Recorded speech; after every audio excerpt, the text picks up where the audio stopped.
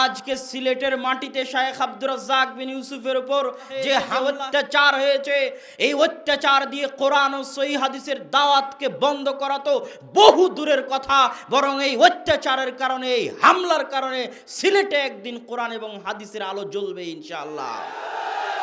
সিলেটবাসীদের একদিন মাজার মুক্ত, কবর মুক্ত, শিরক বেদাত মুক্ত হবেই হবে ইনশাআল্লাহ। এই দাবি, এই আশা আমরা আল্লাহর নিকটে রাখি এবং আরো স্পষ্ট করে বলতে চাই। আমি এই যুবকগুলোকে মূলত দোষী করি না, এদেরকে যারা ব্যবহার করছে তারাই মূলত দোষী। তারা কি করে ব্যবহার করতে পারে এইসব যুবকদেরকে? এদের বয়স হতে পারে 20 বছর, 24 বছর, 26 বছর হতে পারে, যাদের সাথে আমাদের কোনো লেনদেন নেই। আর আমরাও একেবারেই তো কম বয়সের যুবক মানুষ নই, আমরা তো এখন মুরব্বী মানুষের মধ্যে গণ্য। এইসব যুবক এমনিতে আমাদেরকে এইভাবে আঘাত করবে এটাও মনে করা যায় না। অবশ্যই ধর্মীয় চেতনা দেখানো হয়েছে। যারা কবর পূজা করে, কবরকে ভালোবাসে, কবরকে মূল্যায়ন করে, তাদের এরকম কিছু ঘটনা হতে পারে। তারাই যারা ব্যবহার করছে এইসব যুবকগুলোকে, দায়ী তাদেরকেই হতে হবে। তারাই স্বীকৃতি দিবে যে ঘটনা কি, কেন ঘটেছে, কেন আমরা করেছি, এটাই তাদের প্রয়োজন। কেন তারা এভাবে কাজ করবে? একজন আলেমের গায়ে এইভাবে হাত লাগাবে কেন? এক ফোঁটা চোখের পানি আল্লাহর কাছে যত প্রিয়, পৃথিবীর কোনো কিছু আল্লাহর কাছে তত প্রিয় নয়। রাসূল সাল্লাল্লাহু আলাইহি সাল্লাম বলেন, লা ইয়ালিজার রাজুলুন নারা বাকামিন খাশিয়াতিল্লাহ হাত্তা ইয়ালিজাল লাবানু ফি দার'i। গাভীর বাঁট ওলান থেকে দুধ বের করে ভেতরে ঢোকানো যায় না, যেমন আল্লাহর ভয়ে কাঁদে যে সে জাহান্নামে যাবে না, তেমন। গাভীর বান ওলান থেকে দুধ বের করে ভিতরে ঢোকানো যায় না, যেমন আল্লাহর ভয়ে কাঁদে যে সে জাহান্নামে যাবে না, তেমন। এরপরেও যদি সলাত না থাকে তাহলে আল্লাহর ভয়ে কান্নাকাটি করে যে নেকি হয়েছে এ নেকি বাতিল বলে গণ্য হবে। সলাত এমন একটি ইবাদত যার উপরে নির্ভর করে অন্য অন্য ইবাদত। রাতও গভীর। আবার আব্দুল্লাহর যে বক্তব্য চলছিল, আব্দুল্লাহর বক্তব্য চললে শেষে আমাদেরকে মনে হয় আমরা যেন শিশু। তখন আর বলার মতো কিছু থাকে না, মানে অনেকখানি বুদ্ধি, হিসাব নিকাশ কমে যায়। তখন আর ভালো কথা বলার পরিবেশ থাকে না। তো ও একাই বললেই হয়তোবা আমাদের কাছে, আমাদের জন্য অনেক উপকার হতো। ভারতের আলেম ওলামা, ভারতের দিনী খিদমত, সাথে আরও কিছু যা বলছিল তা আমাদের জানা অত্যন্ত জরুরি ছিল। তারপরেও যেহেতু আমি এসেছি অনেক কষ্ট করে আপনাদের সামনে কিছু বলি, কিছুক্ষণ ধৈর্যের পরিচয় দিবেন। উল্লিখিত বিষয়ের উপরে কথা বলার পূর্বেই আমার দিনী বোনদের ব্যাপারে দুই একটা কথা। রাত গভীর হয়েছে, তারা যারা গ্রামের তারা চলে গেছে, যারা বাহির থেকে এসেছে তারা হয়তোবা কেউ আছে, হয়তোবা পূর্ণ উপকার আমরা তাদের করতে পারি না। রাসূল সাল্লাল্লাহু আলাইহি ওয়াসাল্লাম বলেন, মহিলারা যদি 4টা কাজ করতে পারে তাহলে তাদের জন্য জান্নাতের সব দরজা খোলা। এমন সুযোগ কোনো পুরুষ মানুষের নেই।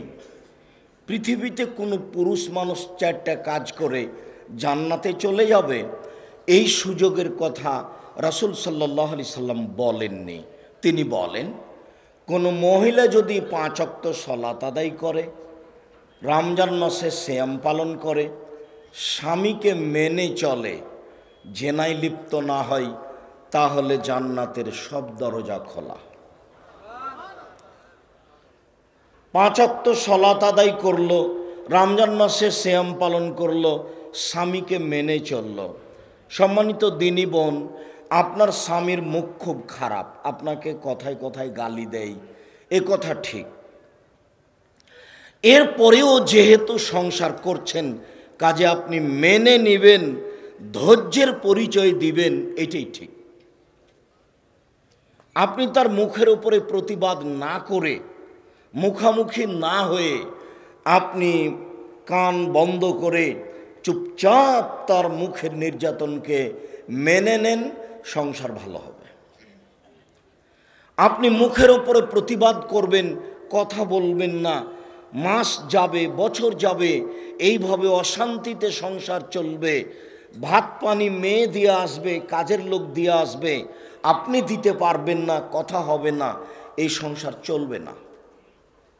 আপনি মেনে নেন, আমার পরামর্শ, আমি আপনার দিনী ভাই, যদি শেষ পর্যন্ত মানতে নাই পারেন তাহলে আপনি খোলা করে নেন, তার সাথে থাকিয়েন না। যে কোনো মহিলা যে কোনো সময় তার স্বামীকে বাদ দিতে পারে, কোনো সমস্যা নেই। আপনি খোলা তালাক করে সংসার পৃথক করে নেন, এইভাবে জাহান্নামের পথ খুলে রাখিয়েন না। 4, যদি জেনায় লিপ্ত হয়ে থাকেন তাহলে তওবা করেন, আপনার যে পাপ হয়েছে সেই পাপ নেকিতে পরিণত হয়ে যাবে, তাহলে আপনি ভালো হয়ে যাবেন। আর আল্লাহ পৃথিবীর সকল পুরুষ নারীর সাথে ওয়াদা করে বলেছেন, ওয়ানাহান নাফসা আনিল হাওয়া ফাইনাল জান্নাতা হিয়াল মাওয়া। পৃথিবীর পুরুষ নারী শুনে রেখো, তোমরা যদি অশ্লীল কাজ বন্ধ করতে পারো, আমি আল্লাহ তোমাদেরকে জান্নাতুল মাওয়া দিয়ে দিলাম। এই হিসাবে আপনার জন্য জান্নাতুল মাওয়া আছে। আপনি 4টা কাজ করেন, আপনার জন্য জান্নাতের সব দরজা খোলা। আরেকটা কথা শুনেন, একদা রাসূল সাল্লাল্লাহু আলাইহি ওয়াসাল্লাম বলছিলেন যে নবীগণ জান্নাতে যাবেন, শহীদেরা জান্নাতে যাবে, সত্যবাদীরা জান্নাতে যাবে, মহিলারা জান্নাতে যাবে, তবে আপনার সাথে তবে কথাটা লাগা আছে। তবে বলে কি? তবে বলে 3টে। 1, স্বামীর সাথে কথা বললে হাসি মুখে বলে। 2, স্বামী আদেশ করলে পালন করে। 3, স্বামী যখন বাড়িতে থাকে না তখন নিজেকে গুটিয়ে রাখে, কারোর সাথে মোবাইলে কথা বলে না, কারোর সাথে গল্পে লিপ্ত হয় না, এই বাড়ি ওই বাড়ি চলে যায় না, নিজেকে হেফাজতে গুটিয়ে রাখে। এই 3টে গুণ আছে যার, সেও জান্নাতি নারী। বুঝাতে পারিনি? এই ছেলে, এদিকে খেয়াল করো। আর অবশ্য আমি জানি না, জায়গা তো দেখতে পাচ্ছি, তারপরে আপনি দাঁড়িয়ে আছেন, রাত গভীর হয়েছে, আপনাকে আমি কষ্ট দিতে চাচ্ছি না, তবে আপনি কিছুক্ষণ লেনদেন, দোকানপাট চলাচল বন্ধ করুন। আপনি আপাতত এই মুহূর্তে কিছুক্ষণ কাজ দেখায়েন না। আব্দুল্লাহর কথা বলার সময় যদি কিছু করেছেন, সেটাও মারাত্মক ভুল হয়েছে। অনেক পয়সা খরচ আছে, অনেক ত্যাগ তিতিক্ষা আছে, আর এত শ্রম দিয়ে এখানে উপস্থিত হয়েছিস, উপস্থিত করাতেও কত কষ্ট। আমি তো সারা জীবন মানুষের মঞ্চে কথা বলে আসলাম, বুঝতে পারতাম না। যখন থেকে জামিয়া সালাফিয়াতে এই প্রোগ্রাম করা আরম্ভ হয়েছে, তখন থেকে বুঝতে পারছি এর পিছনে কত শ্রম আছে, আর কত টাকা আছে, আর কত মানুষকে অনুরোধ করা আছে, কত মানুষকে কতভাবে অনুরোধ করা লাগে, যেটা আমি আব্দুর রাজ্জাক বিন ইউসুফ হিসাবে আনতে পারি না। 2 জন যেখানে বসে থাকে আমি সেখানে বসে থাকি না, সেখানে আমি বসি না, ওটা আমার স্বভাবের বাইরে। আমি 97 সাল থেকে নওদাপাড়াতে আছি। আমি 97 সাল থেকে এখন পর্যন্ত নওদাপাড়ার কোনো দোকানে আমি 1 মিনিট বসিনি। আমি কোনোদিন চায়ের স্টলে বসে চা খাই না, এটা আমার স্বভাবের বাইরে। আমার মা যখন আমাকে বাড়ি থেকে বের করতেন, তখন বলতেন, দোকানে বসিও না, প্রাইভেট পড়ায়ও না, কাউকে বন্ধু হিসাবে গ্রহণ করো না, আর মানুষের বাড়িতে দাওয়াত খায়ও না। তো স্বভাব তখন থেকে একটা ভিন্ন। আমি 2 জন যেখানে আছে সেখানে বসে আমি গল্প করতে পারি না, জরুরি প্রয়োজন ছাড়া। অথচ এই প্রোগ্রামের জন্য কত কি করা লাগছে, বলা লাগছে, যেটা হিসাবই নাই। এত শ্রম দিয়ে এখানে আপনাদেরকে ডাকা হয়েছে, আর ঘন্টার ঘন্টা দোকানে বসে আড্ডা পিটছেন, একটু আপনার শরম হয় না কেন? আপনি তো একটা মানুষ, আপনার একটা বিবেচনা হয় না কেন? কেন আপনার একটু হুঁশ জ্ঞান হিসাব হয় না? পশু প্রাণীর মতো কেন চলা প্রয়োজন মনে করছে? সম্মানিত দিনী বোন, আপনার কথাটা শেষ করে দিই। এদিকে দেখেন, এই ছেলে,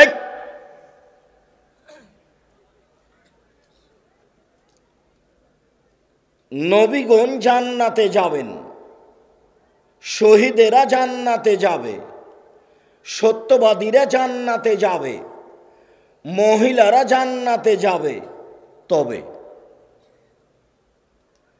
তবে বলে তিনটা কথা।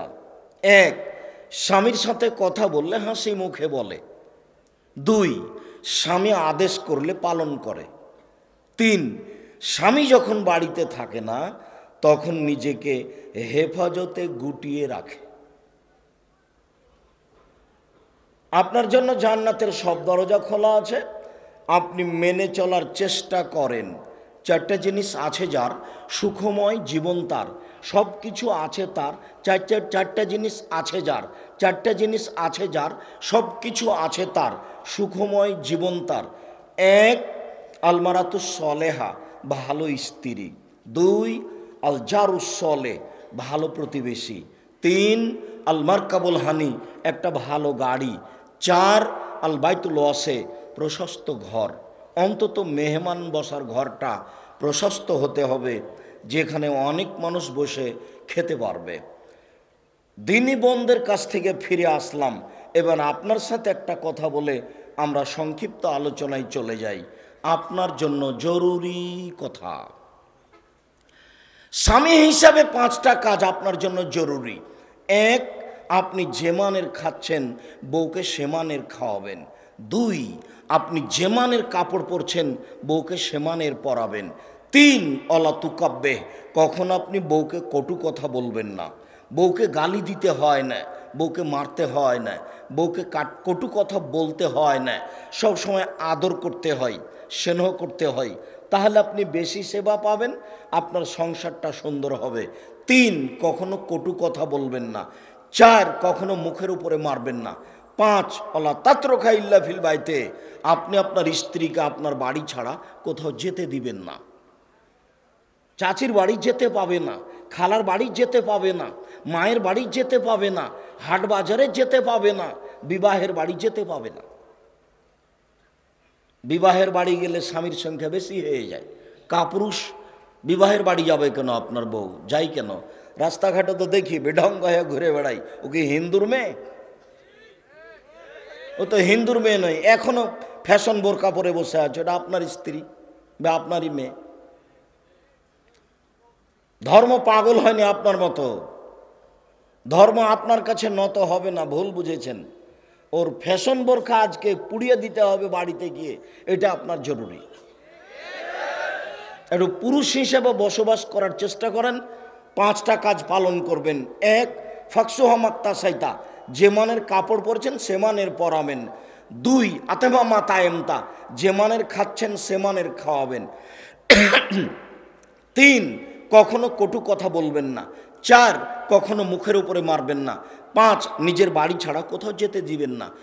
জরুরি প্রয়োজন ছাড়া বাড়ি ত্যাগ করতে পারে না, জরুরি প্রয়োজন ছাড়া। তার নাম স্বামী।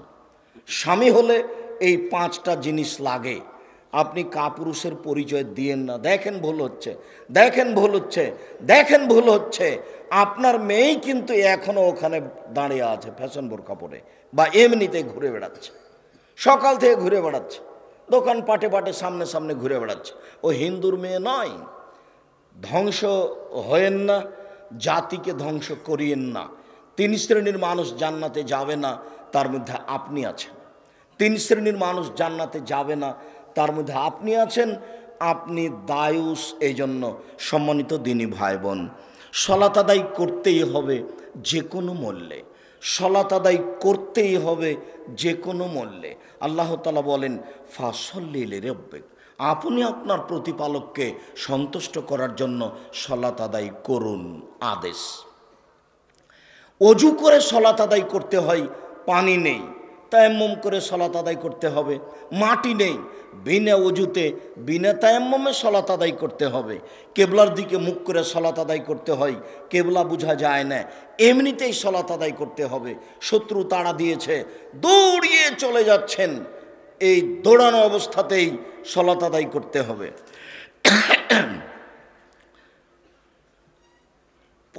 পরিষ্কার কাপড় পরে সলাত আদায় করতে হয়, পরিষ্কার কাপড় নেই, যেই কাপড়ে পেশাব পায়খানা লেগে আছে সেই কাপড় পরেই সলাত আদায় করবেন। পরিষ্কার অপরিষ্কার কোনো কাপড়ই নেই, উলঙ্গ অবস্থায় আছেন, এই সময়ে সলাতের টাইম হয়ে গেছে, আপনাকে এই অবস্থাতেই সলাত আদায় করতে হবে।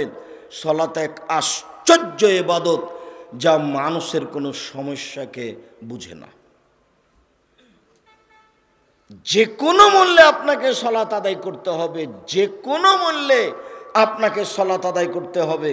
সলাত আদায় করতে হবে না এরকম কোনো পরিবেশ পরিস্থিতি পৃথিবীতে নাই।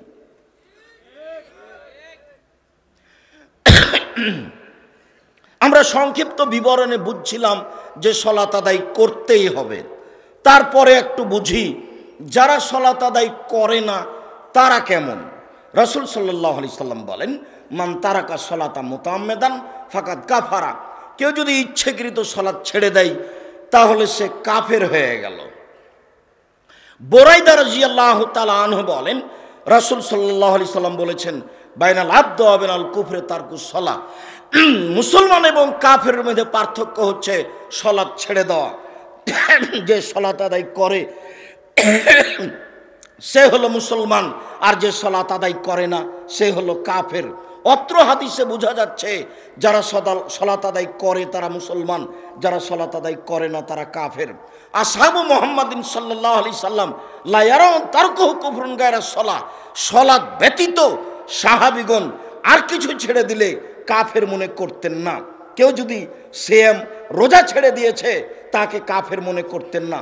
কেউ যদি যাকাত আদায় করতে দেরি করেছে, দেয়নি, তাকে কাফের মনে করতেন না। তবে কেউ যদি সালাত ছেড়ে দিয়েছে তাহলে তাকে কাফের মনে করতেন। আবু হুরায়রা রাদিয়াল্লাহু তাআলা আনহু বলেন, রাসূল সাল্লাল্লাহু আলাইহি সাল্লাম বলেছেন, উমিরতু আন উকাতিলান নাস, আমাকে আদেশ করা হয়েছে আমি মানুষের সাথে যুদ্ধ চালিয়ে যাব যতক্ষণ পর্যন্ত লা ইলাহা ইল্লাল্লাহ না বলছে, যতক্ষণ পর্যন্ত সলাত আদায় না করছে।